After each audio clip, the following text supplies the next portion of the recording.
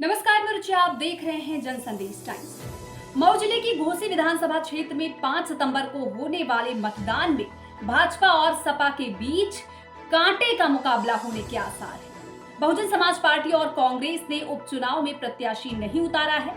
अगड़े और पिछड़े मतदाता भाजपा व सपा में बंटने से दलित मतदाता निर्णायक भूमिका अदा करेंगे। उपचुनाव में भाजपा प्रत्याशी दारा सिंह चौहान के साथ सुभाषपा मुखिया ओम प्रकाश राजभर की प्रतिष्ठा भी दांव पर है।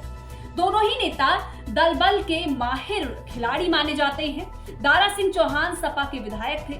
उनके इस्तीफे से खाली हुई सीट पर उपचुनाव होने जा रहा है, लेकिन इस बार विपक्षी ही नहीं, उनके अपने भी दारा सिंह से खफा है। बता दें कि नाराजगी का आलम यह है कि जिस रोज उन्हें बीजेपी का टिकट मिला, तभी अमिला कस्बे के उनके खिलाफ होर्डिंग टांगी गई। दल बदलुओं की खैर नहीं, सत्ता के लिए बार बार आस्था बदलने वाले सुहेल देव भारतीय समाज पार्टी के अध्यक्ष ओम प्रकाश राजभर के लिए भी ये चुनाव उनके सियासी ताकत तक का इम्तिहान लेने आया है। इस चुनाव के नतीजे बताएंगे कि लोकसभा चुनाव में बीजेपी में कितनी और क्या हैसियत रहेगी। समाजवादी पार्टी के सामने घोसी सीट को बचाने की चुनौती है, तो बीजेपी को अपने साथ की चिंता है। राजनीतिक प्रेक्षकों का मानना है कि ये चुनाव में ये साफ हो जाएगा कि पार्टी विधानसभा चुनाव जीतेगी, वही लोकसभा में भी परचम लहराएगी।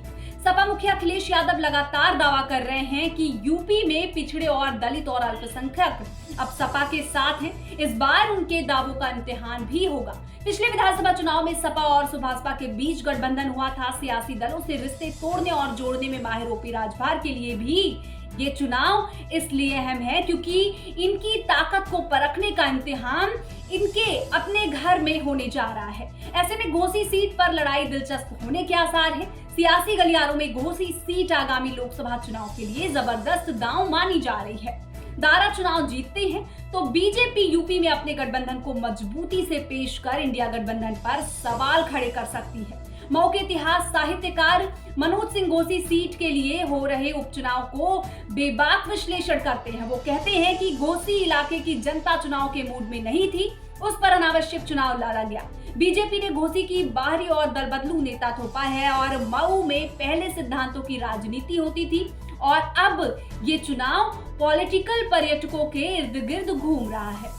सपा प्रत्याशी तो सुधाकर सिंह स्थानीय हैं, जबकि दारा सिंह चौहान आजमगढ़ के निवासी हैं। जैसा कि हमने आपको बताया कि विश्लेषक का कहना है कि ये जो चुनाव है ये घोसी की जनता पर जबरदस्ती थोपा जा रहा है, क्योंकि ये नतीजा है दल बदलू नेताओं के चक्कर में ये चुनाव जो है वो फिर से कराया जा रहा है। खैर, ये चुनाव होगा और ये काफी अहमियत भी रखने वाला है 2024 लोकसभा चुनाव में, और इस बात से बीजेपी और सपा पार्टी दोनों वाकिफ हैं, क्योंकि दोनों को पता है कि ये उनकी परीक्षा है और उनकी जो मेन परीक्षा होगी वो 2024 में होगी। लेकिन ये जो चुनाव होने जा रहा है उपचुनाव, ये भी काफी चीजें जो काफी अटकलें लगाई जा रही है उसे साफ कर देगा। लेकिन अगर बीजेपी जीत जाती है ये उपचुनाव तो वो इंडिया पर सवाल उठाएगी, यानी कि जो पार्टी गठबंधन पार्टी है उस पर सवाल उठाएगी। खैर, बीजेपी सवाल उठाएगी या सपा बीजेपी को जवाब देगी चुनाव जीतकर, ये देखना तो बेहद दिलचस्प होने वाला है। और जो भी चीजें इसमें निकल कर आएंगी वो आपको जरूर पता चलेंगी। 5 सितंबर को चुनाव होने वाले हैं, उसके बाद नतीजे घोषित होंगे। जो भी रिजल्ट होगा वो हम आप तक जरूर पहुंचाएंगे। तब तक के लिए इस खबर में इतना ही।